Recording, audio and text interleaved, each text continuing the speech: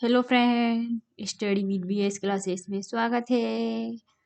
और बच्चों, आप कैसे हो?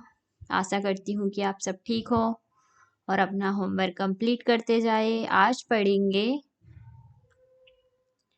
पर्यावरण का 13वां अध्याय, छूकर देखे।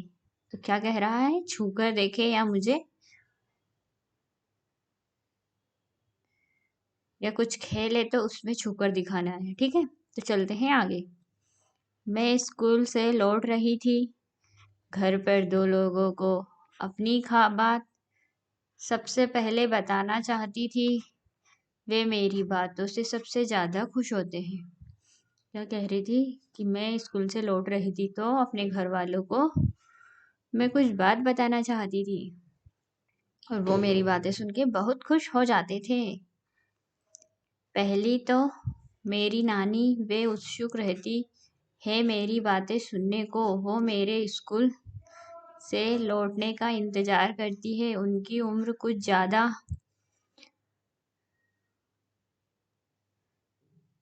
ज़्यादा है और उनकी कमर भी दर्द रहता है।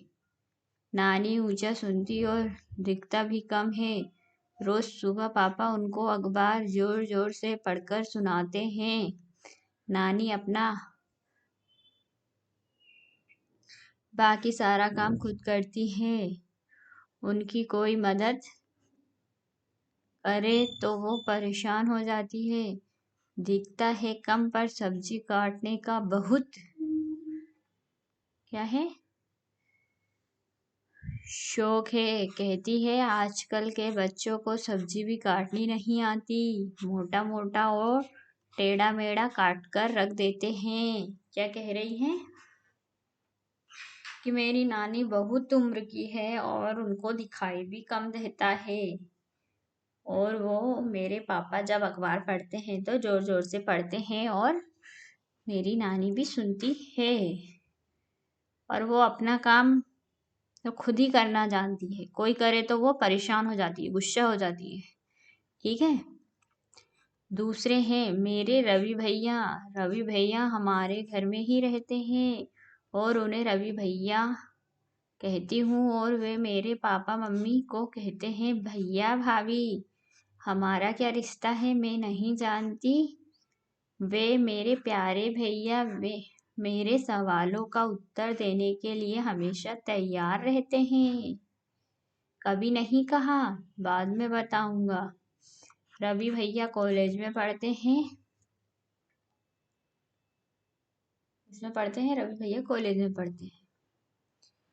कॉलेज के बच्चे उनकी बहुत इज्जत करते हैं। कुछ तो उनसे पढ़ने घर भी आते हैं। रवि भैया को संगीत सुनने, नाटकों में भाग लेने, दोस्तों के साथ घूमने और बातें करने का बहुत शौक है। खूब हंसते हंसाते भी हैं। भैया जब हम घर के बाहर जाते हैं तब एक सफेद छड़ी ले जाते हैं। उनको घर घर के अंदर घुमाता देख कोई नहीं कह सकता कि उन्हें दिखता नहीं है। वे अपना काम स्वयं करते हैं। कोई उन्हें जबरदस्ती सहारा दे तो वे नाराज हो जाते हैं। जब कभी उन्हें मदद की जरूरत होती है तो वो मांग लेते हैं। ठीक है।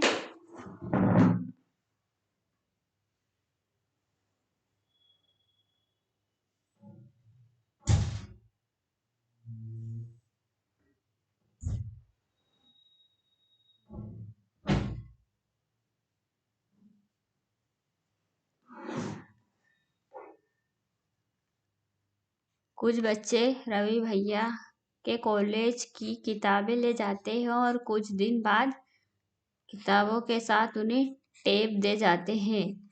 रवि भैया टेप पर उन किताबों को सुनते रहते हैं। भैया के पास मोटे कागज की भी कई किताबें हैं जिनमें बहुत सारे उभरे बिंदु हैं। उन पर वे हाथ फेरकर पढ़ते हैं।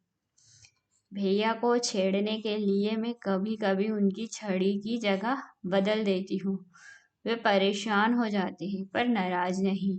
मैं उनकी प्यारी बहन सीमा जो ठहरी। ठीक है। कभी कभी वो रवि भैया के साथ वो मजाक भी कर लेती है, उनकी छड़ियाँ चेंज कर देती है, जैसे कि वो उनने कहीं रखा और वो बदल देती है जगह। वो गुस्सा नहीं करते। मैं अभी दरवाजे पर पहुंची ही थी कि भैया बोल उठे, क्यों सीमा, बहुत खुश हो?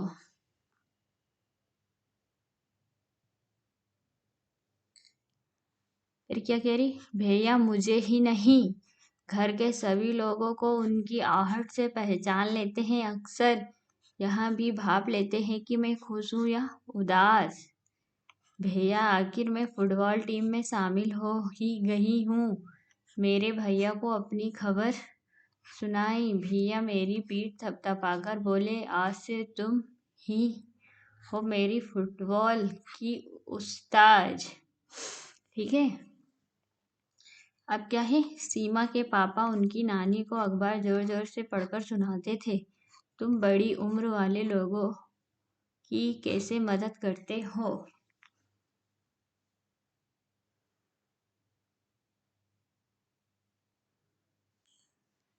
क्या है,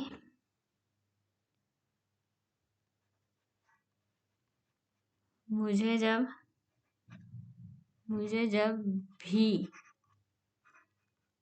मौका मिलता है तो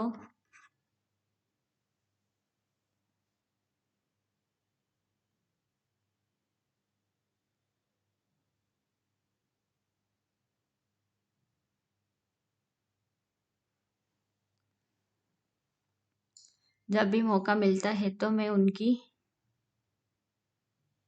उनके सभी कार्य करती हूँ। ठीक है। जब कोई व्यक्ति बूढ़ा हो जाता है तब उनको क्या क्या तकलीफें हो सकती है? वे ठीक से देख नहीं पाते। वे ठीक से देख नहीं पाते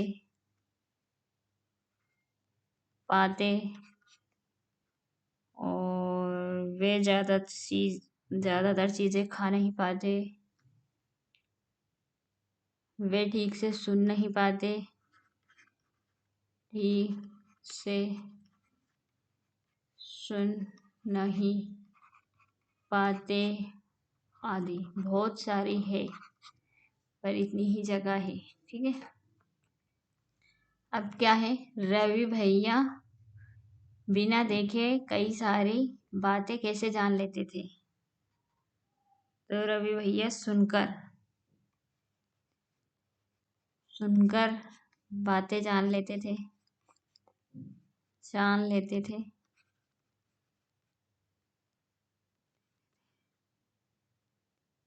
जो अंधे हैं उनकी सुनने की शक्ति बहुत अच्छी होती है। आ, जो अंधे होते हैं उनकी सुनने की शक्ति बहुत होती है। ओके।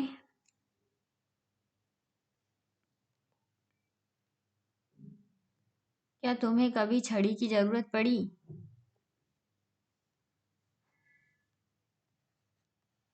नहीं, मुझे कभी छड़ी की जरूरत नहीं पड़ी। नहीं, मुझे कभी छड़ी की जरूरत नहीं पड़ी। क्या तुम सोच सकते हो तुम्हें छड़ी की जरूरत कब पड़ सकती है? जब जब पैर में मोच आ जाए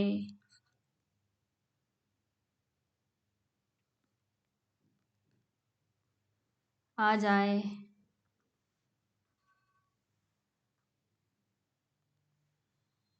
आ जाए या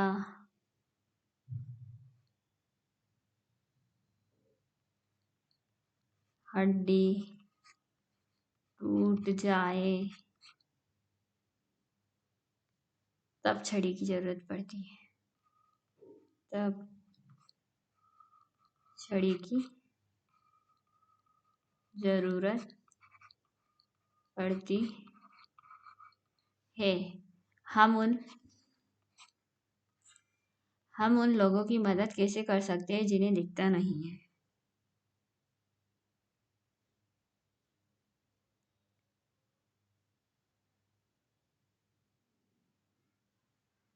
बस में उन्हें सीट देकर।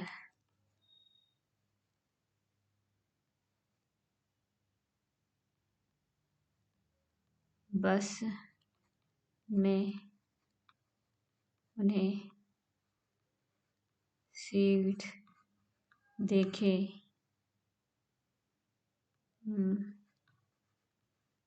सीढ़ी चढ़ाने में मदद देकर और जो कुछ बोले वो काम करके हम उन लोगों की मदद कर सकते हैं। ठीक है, ओके।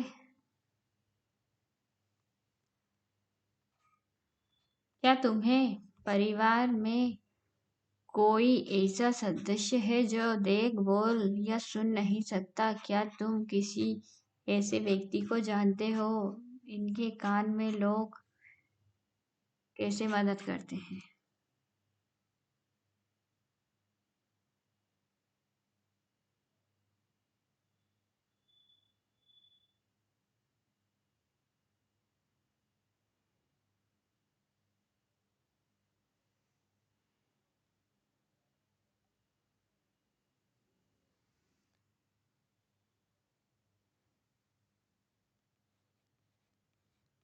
सीट देकर,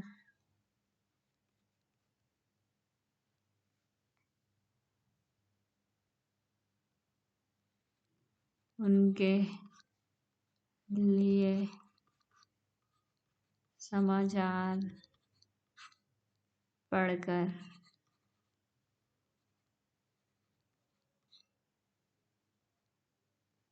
सीढ़ी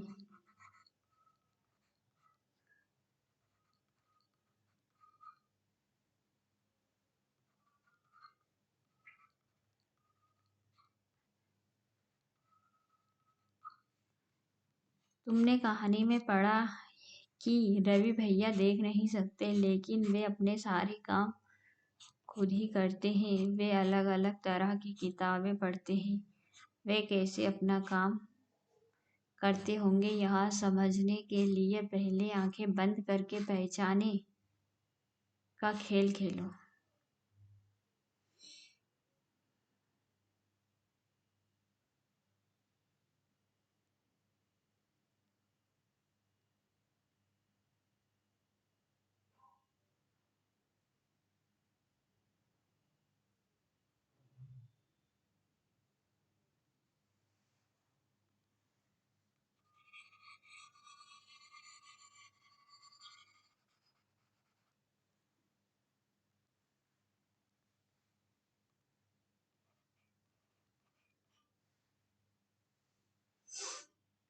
आंख मिचोली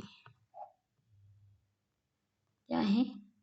समूह में एक बच्चा अपनी आंखों पर पट्टी बांधी, फिर बाकी बच्चे एक एक करके चुपचाप उस बच्चे के पास आए। आंखें बंद किया बच्चा दूसरे पर हाथ फेरकर उसे पहचानने की कोशिश करे। ध्यान रहे कोई आवाज न करे। क्यों इसी तरह बारी बारी सभी बच्चों की आंखें पर पट्टी बांधो ताकि वे दूसरों बच्चों को पहचानने की कोशिश करें। ठीक है।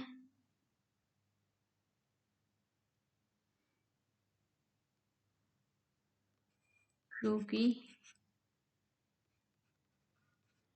क्योंकि कोई यदि आवाज करेगा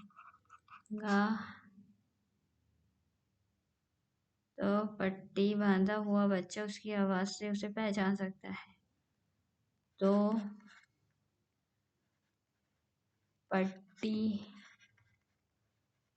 बांधा हुआ बच्चा उसकी आवाज से उसे पहचान सकता है। ठीक है। अब क्या पूछ रहा है? आप आपस में बात करो और बताओ कितने बच्चे छूकर किसी को पहचान पाए? 2 बच्चे। कितने बच्चे आवाज सुनकर बच्चों को पहचान पाए? 4। दोनों में से क्या ज्यादा आसान था?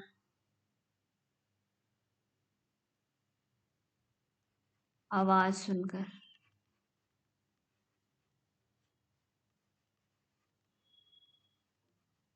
सुनकर। छूकर बताओ तुम्हें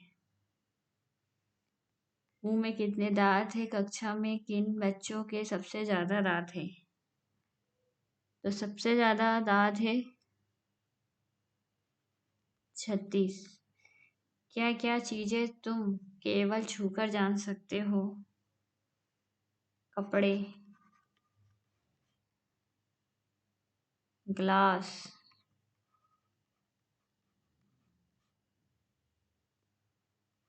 लोहा, लकड़ी। ठीक है। आंखें बंद करके बैठो और सुनो किन किन की आवाजें सुनाई देती है। किन लोगों की आहट पहचान सकते हैं? हम जो भी आवाजें चल रही है उनको थोड़ा थोड़ा पहचान सकते हैं। जो भी आवाजें हमारे कान तक पहुंच रही है, हमारे कान तक, हम उनको थोड़ा थोड़ा महसूस कर सकते हैं। केवल सूंघ कर क्या तुम किसी व्यक्ति को या किसी जानवर को पहचान सकते हो?